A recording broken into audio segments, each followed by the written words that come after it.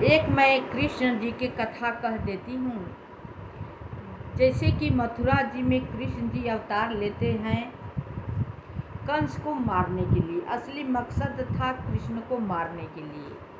वैसे तो कंस बहुत अत्याचार किया करता था, लेकिन इतना अत्याचार कर दिया था कि बाल हत्या करने से उसके पाप का घड़ा भर गया। कृष्ण जी को अवतार लेना पड़ा 14 अंश से कंस को मारने के लिए। इसी पर हम कथा कहेंगे। तो पहले भगवान को नाम ले लेते हैं, तब शुरू करेंगे। भक्ति भक्त भगवंत गुरु चतुर्नाम बपु एक, तिनके पद बंदन करो नासे विघ्न अनेक। सिए मांडवी ऊर्मिला श्रुति कीरति बरिबाम, चारु सुवन चारु रतन तुलसी करत प्रणाम। भाषा तुलसीदास कृत कथा करो अनुसार, आसन लीजय हृदय महु आयहूँ पवन कुमार। मंगल भवन अमंगल हारी, द्रवहु सुदशरथ अजिर बिहारी। राजा दशरथ जी के आंगन में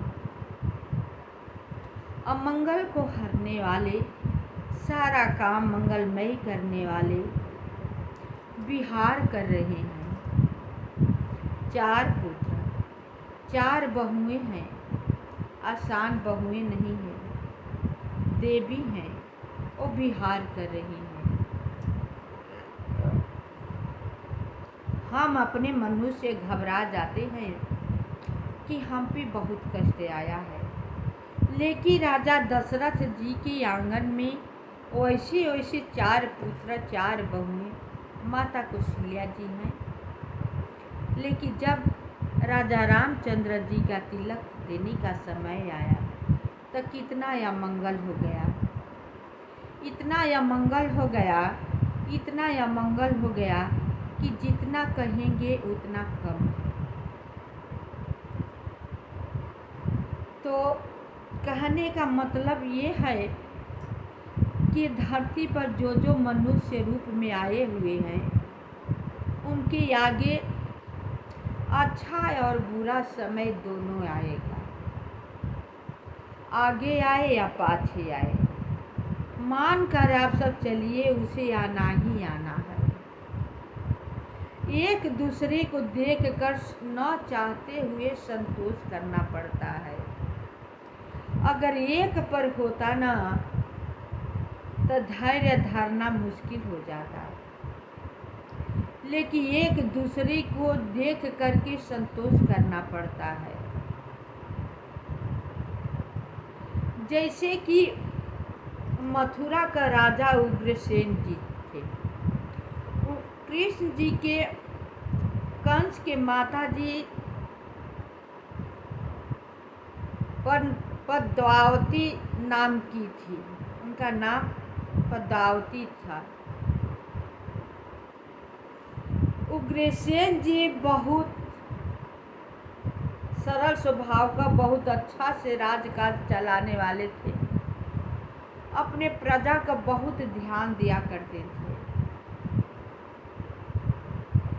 लेकिन उनके पद्मावती के कोख से कंस का जन्म होता है। कैसे जन्म होता है? ऐसा पुत्र होता है, ऐसा कंस पुत्र होता है, जैसे जैसे बड़ा होता है वैसे वैसे उत्पात शुरू करने लगता है। ऐसा उत्पात करता है, इतना उत्पात करता है कि कहीं पर राम चर्चा सुनना न पसंद करता है, न सुनने वाले के पसंद करता है, न सुनाने वाले के पसंद करता है। आतंक मचा रखा था, इतना आतंक मचा रखा था कि एक गो तपस्वी ऋषि मुनि लोग तपस्या करने वाले को मार मार कर बेहाल कर दिया था, करता था। कितने लोगों के मौत के घाट उतार दिया था। इतना अत्याचार क्या करता था। अगर उनका पिता उन पर डांट लगाते कि ऐसा नहीं करना चाहिए, समझाने की कोशिश करते, लेकिन वो समझने के लिए तैयार न था। उसके कंस के आतंकी से देवता, मनुष्य, साधु, संत सारे के सारे परेशान थे। अब यही आपस में बात करते हैं कि उग्रसेन राजा तो बहुत सही हैं, माता बहुत सही है, ये कंस ऐसा कैसे हो गया है, इतना अत्याचारी, क्रूर स्वभाव का, किसी को बात न सुनने वाला, ये कैसे हो गया। तो उसमें नारद जी बताते हैं कि एक समय की बात है, पद्मावती का चौथा दिन था, रजस्वला का, अपना बाल धोई हुई थी, श्रृंगार में थी, बागों में घूमने चली गई। अब बहुत खुश थी, इतना खुश थी कि हर डालियाँ का ऐसे ले लेकर झूमती, गाती, कभी झूलती। तो उसके बाल जो था वो धोई हुई थी, वो बिखर बिखर जाते थे, हवा में उड़ रहा था केश। ऊपर से एक राक्षस अपने विमान से कहीं जा रहा था। पद्मावती का रूप देख करके, उसका चंचलता देख करके वो मोहित हो गया। अब उग्रसेन के रूप धारण कर लेता है, आता है पद्मावती के पास और उनके साथ क्रीड़ा करने लगता है वो राक्षस। जब क्रीड़ा करते करते उनके साथ जबरदस्ती करने लगते हैं तो बहुत भागती है, कहती कि नहीं स्वामी, दिन का काम नहीं है, ऐसा नहीं करते, आपको क्या हो गया, आप तो ऐसे नहीं थे, आप ऐसा काम क्यों कर रहे हैं। लेकिन वो तो रूप धारण किया था, उग्रसेन तो थे नहीं, वो मान जाते। वो तो काम वासना में व्याकुल था। बहुत लाख मना करने के बावजूद उनके साथ रति क्रिया कर ही लिया, करके अपने रूप में प्रकट हो गया। अब तो ये क्रोध के मारे पद्मावती आग बबूला हो गई, राक्षस को बहुत बुरा भला कहने लगी। लेकिन उसने कहा कि बुरा भला मत कहो, तुम्हारा पुत्र इतना बलशाली होगा ना कि देवता लोग के परास्त करने वाला होगा, वो किसी से मारने से मरने वाला नहीं है होगा, उसके अंत में मारने के लिए स्वयं विष्णु भगवान को अवतार लेना पड़ेगा। तुम मत परेशान हो। कोई औरत चाहती है कि मेरा पुत्र बलवान हो, ऐश्वर्यवान हो, और चुप हो जाती हैं, लेकिन छली जाती है। पुत्र तो होता है, लेकिन उग्रसेन जी का नाम होता है, पुत्र होता है राक्षस का। जब होता है कंस तो क्रूर स्वभाव का होता है, राक्षसी प्रवृत्ति होती है, राक्षसी आचरण, राक्षसी व्यवहार वो करने लगता है। ये दृश्य देख करके उग्रसेन जी बहुत परेशान रहा करते थे। जब उग्रसेन जी बहुत कड़ी से कड़ी सजा देने के लिए उतारू हुए, समझाने से जब नहीं माने तो उस बोले कि इसे कारागार में बंद कर दो। जब कंस सुना कि कारागार में मुझे बंद करने के लिए कह रहे हैं, तो अपने पिता को ही लेकर के कारागार में अपने हाथों से बंद कर दिया। बोला कि आप मुझे कारागार में बंद करने के लिए कह रहे थे ना, कारागार का आनंद लीजिए। आप कभी कारागार में नहीं गए थे ना, कारागार के आनंद लेना आपके लिए बहुत जरूरी था। अब पुराने हो गए हो, राज सिंहासन तुम्हें शोभा नहीं देता है, कारागार में शोभा देगा। अपने राज्याभिषेक कर लेता है, राज तिलक होता है, पिता का मुकुट अपने आप पहन लेता है जबरदस्ती। अब अपना राज काज चलाने लगता है, सबको बहुत पीड़ित करता है, बहुत पीड़ित करता है। नाना प्रकार के उपद्रव, कहीं पर हवन नहीं हो, कहीं पर पूजा पाठ नहीं हो, कोई राम का भजन न करे, कोई कीर्तन न करे। उसकी एक बहन देवकी नाम की थी, उनका नाम था देवकी। वो देवकी के बहुत प्यार किया करता था। उसकी शादी अपने से बड़े अपने मित्र के साथ किया, वासुदेव जी के साथ।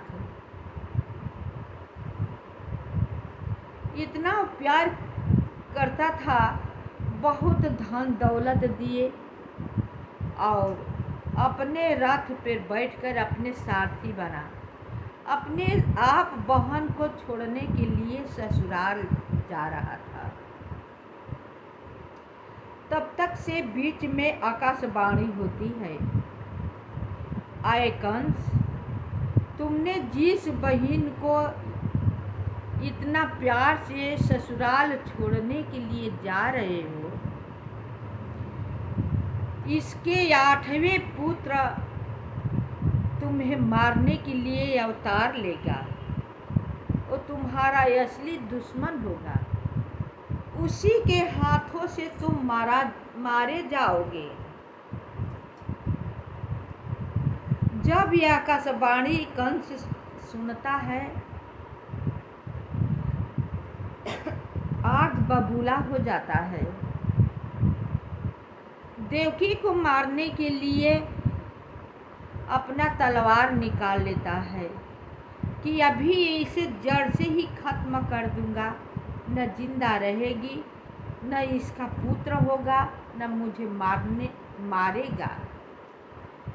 मैं तो अजर अमर रहना चाहता हूँ।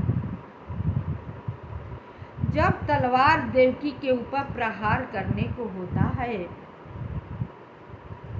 वासुदेव जी हाथ पकड़ लेते हैं तलवार, कहते नहीं कंस, तुम ऐसा मत करो, अबला नारी पर हाथ मत उठाओ, वो भी तुम्हारी बहन है, ससुराल जा रही है, मत करो, ऐसा मैं नहीं होने दूंगा।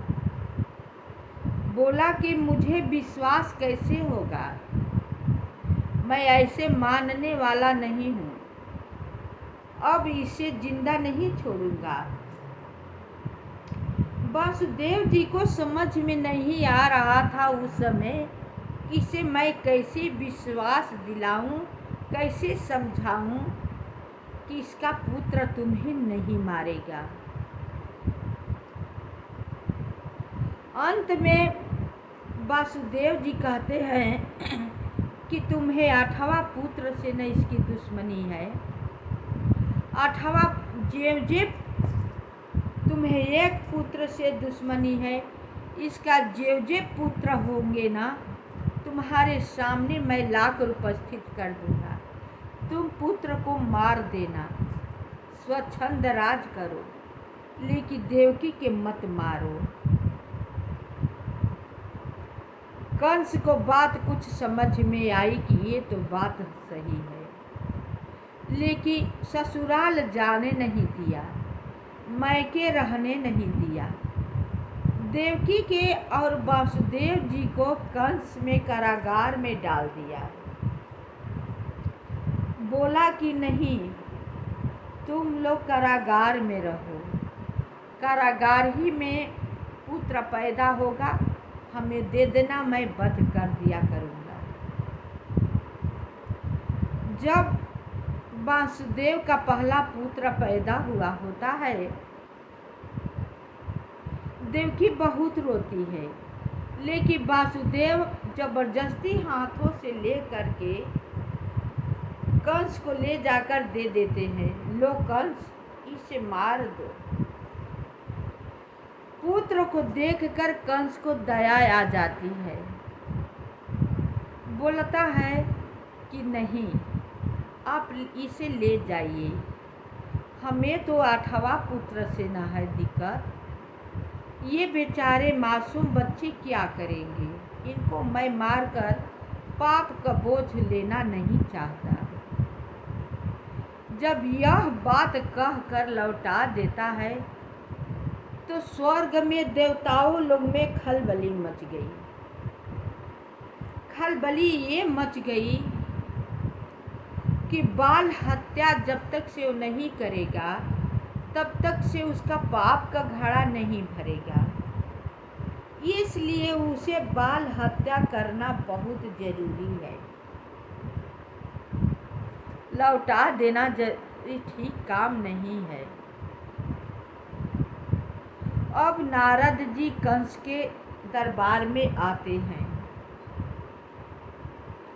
कहते हैं, खूब कंस से आदर सत्कार भाव से मिला बिठाया, सब समाचार कहा।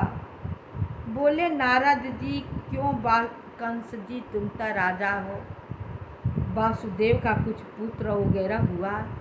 कहाँ हुआ पुत्र हुआ, तो मार दिया, क्या किया? क्या करते? उस पुत्र से मेरा क्या लेना देना है? वो शिशु बेचारे के बालक को मैं क्यों वध करूं? मुझे रौ नरक जाना पड़ेगा, इसलिए मैंने लौटा दिया।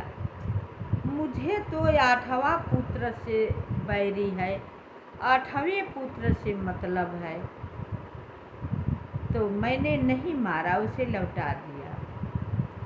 अब नारद भगवान जी खड़े होकर उसे समझाने लगते हैं कि तुम मूर्ख हो, क्या पता कि शुरू से ही 8वां होता है कि अंत में 8वां होता है। इधर से गिनो तो 1 2 3 4 5 6 7 8 हो जाता है। फिर इधर से गिनो 1 2 3 4 5 6 7 8 हो गया। इधर से 8 हो गया ना। अंगुली गिन करके नारद जी समझाते हुए कहते हैं कि जो तुमने पुत्र भिजवा दिया है, वो पुत्र कभी मार दो। देखिए देवता ऋषि मुनि लोग भी कैसे हैं। मनुष्य करते हैं तो चित्रगुप्त जी के ऊपर बही पर लिख जाती है, लेकिन क्या नारद जी को नहीं लिखा गया? अब कंस के दिमाग में बैठ गई बात। हाँ, आप तो ये सही बात कह रहे हैं। कौन, कैसे पता चलेगा कि कौन 8वां है? कारागार में भेजा, दूत छीन कर देव की रोती रही, चिल्लाती रही, लेकिन छीन कर ले आए और कंस को दे दिए। कंस ने घुमा करके चाक पर पटक दिया। लड़का की हत्या हो जाती है। ऐसे ऐसे करके 6 लड़का को मार दिया। 7वें लड़का जब गर्भ में आया और विष्णु भगवान सोचने लगते हैं कि ये भी पैदा होंगे तो कंस मार देगा। क्या करते हैं, शिशु बालक पेट में से ही पेट में देवकी को निकाल करके और रोहिणी के गर्भ में डाल देते हैं। वही बलराम जी हैं। जब रोहिणी के गोकुल में गर्भ में डाल देते हैं तो पुत्र हो जाता है, उनका नाम बलराम जी होता है। इधर देवकी के पुत्र को जब होने को होता है तो ये होता है कि उसका गर्भपात हो गया है देवकी को। अब 8वें पुत्र को नंबर आया। कृष्ण भगवान अपने माया से कहते हैं, हे माया। बोली, हाँ प्रभु आपकी आज्ञा। तुम जाओ लड़की बनकर जसोदा के गोद में सो जाओ और जसोदा जी के गहरी नींद में सुला देना। तब तक से मैं गोकुला में देवकी के यहाँ कारागार में पैदा होता हूँ। वासुदेव जी ले करके आएंगे, हमें सुला करके तुम्हें गोकुल मथुरा ले जाएंगे। जब कंस आपको मारने को होगा तो तुम उड़कर आकाश में जा करके बता देना। क्या बताना है प्रभु? ये बता देना कि रे दुष्ट कंस, मुझे क्यों मार रहा है? तुझे मारने वाला तो गोकुल में अवतार ले चुका है, ये कह देना। माया की देवी आई। लड़की शिशु छोटी सी बालक नन्ही सा बन करके खूब सुंदर गोद में सो जाती है। इधर जब कृष्ण भगवान गर्भ में तो आते हैं नहीं, जब अवतार लेने के होते हैं तो वासुदेव जी को आकाशवाणी होती है। इधर कृष्ण भगवान प्रकट हो जाते हैं चतुर्भुज रूप में। कहते हैं, हे देवकी, मैं आपका पुत्र होऊंगा, लेकिन ये समय मुझे गोकुल जाना जरूरी है क्योंकि जान का खतरा है। आपके यहाँ लड़की आएगी, उसे कंस मारना चाहेगा लेकिन मरेगी नहीं, इसलिए आप ज़्यादा परेशान न होइए। वासुदेव जी आप उठाइए, मैं गोकुल चलने के लिए तैयार हूँ।